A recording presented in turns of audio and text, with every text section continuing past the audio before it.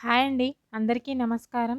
రాజు అయితే కారులో గుడికైతే వస్తూ ఉంటాడు. గుడి దగ్గర వచ్చి కారు ఆగుతుంది.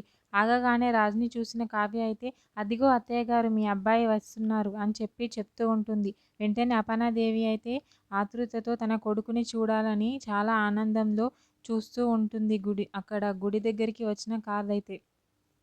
అక్కడ కారులో నుంచి అయితే రాజ్ కార్ డోర్ తీసి కారు దిగుతూ ఉంటాడు. వెంటనే రాజ్‌ని చూస్తున్న అపర్ణాదేవి అయితే ఒక్కసారిగా చాలా షాక్ అవుతూ ఉంటుంది. అమ్మ! నా కొడుకు బ్రతికే ఉన్నాడు అని అనుకుంటూ ఉంటుంది. రాజ్ అయితే కారు దిగి గుడి లోపలికి అయితే వస్తూ ఉంటాడు.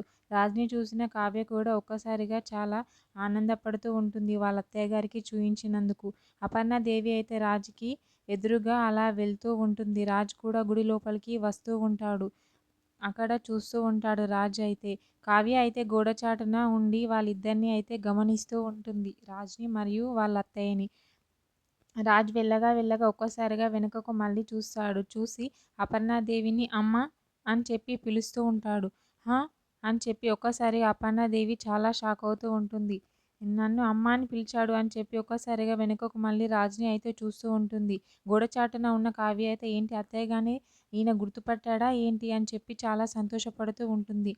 అపర్ణాదేవి అయితే రాజ్‌ని ప్రేమగా అలా చూస్తూ నిలబడి ఉంటుంది. రాజ్ కూడా ఆమెను చూస్తూ అలా ఉండిపోతూ ఉంటాడు. మరి అపర్ణాదేవిని గుర్తుపడతాడా రాజు?